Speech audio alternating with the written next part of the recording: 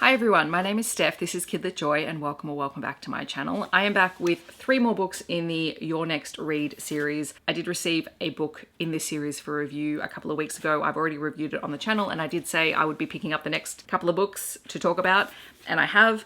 These 3 plus the first book that I reviewed are the first 4 out in the series. This is a series designed to help kids identify what is in the book so that they know what to pick up next. They have a series of icons that tell them what kind of books they are, and inside the front cover they also have the top 3 topics that you would expect to find in the book and a quiz at the back of the book which helps you to find your next read. So do you like this?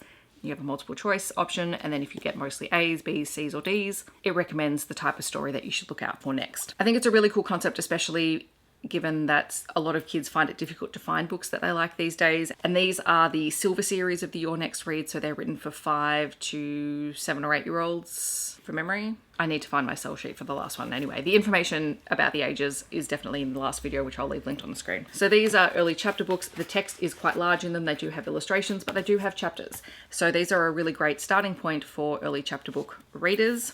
And the books that I picked up to read are Will Finn Win by Jane Godwin and Tom Jellett. And this one is a book about animals, sport and friends. There is The Missing Pencil Case by Jasmin, McGoughey and Jade Godwin. And this one is for people who like mystery, family and funny stories. And then Bart and the Birds by Katrina, Nannestad and Cheryl Orsini is for people who like animals, family and surprising stories. Each of these was really great. They all have a very different tone to them. Blurb says Finn never wins anything on school sports days. A naughty puppy stops Finn from coming first in his race. Will Finn ever win?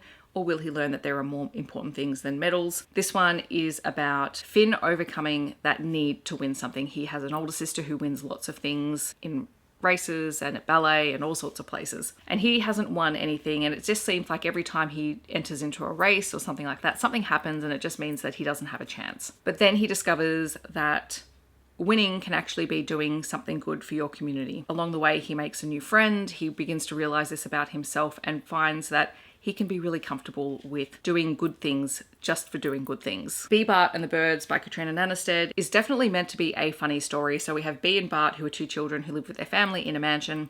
This could kind of be set historically, which is what Katrina Nannestad is known for writing, but it could also just be a humorous story. Every time they go out of their house with their nanny, they seem to acquire birds, and these birds all are quirky. There's a parrot who just talks non-stop through the night. There is a peacock that plays dead all the time. There is an owl who says boo and causes their mother to faint every time it says boo, and all sorts of hijinks ensue in this one. And there is a little bit of a mystery because there is someone who believes that these birds could be quite valuable. This was a really fun one. And then there is The Missing Pencil Case by Jasmin McGoughey, which is a mystery story. It says Leah has lost her pencil case. It's full of money she's collected for charity. She must search all over her apartment block for the missing pencil case. But where could it be?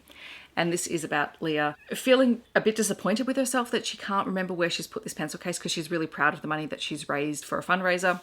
And so she enlists the help of her cousin as they go and ask everyone and try and look for it. But it's also a really great connection to family, because her family really truly love her and help her out and don't make her feel bad for losing the pencil case. I'm looking forward to taking these back into my classroom. When I was talking about them with students, they were quite keen to give them a try. So someone does have the first book, and I'll be happy to take these in because I think we'll find a few more readers for them and I'll get a sense of what they're like for kids. But in terms of having a variety of junior fiction chapter books that look like chapter books, have chapters, but aren't so wordy that it becomes inaccessible for them is really, really important. And I think having ways for kids to identify what kind of story they're getting is also really important on the front cover. So I am still very keen to see what the Gold series, which is the one for 7 to 9 year olds, that's the next series that's coming out, hopefully later in the year, and I'll be really keen to see what they're like. But these ones so far, I think they're doing some really good work in this junior fiction space. In the description, I will leave links to where you can find out more information about this series. I would love to know, have you tried it? Are you interested in picking it up? Or do you have recommendations for similar titles in the junior fiction category? Feel free to let me know. Otherwise, I hope that wherever you are in the world, you're staying safe and healthy, and I will see you in my next video.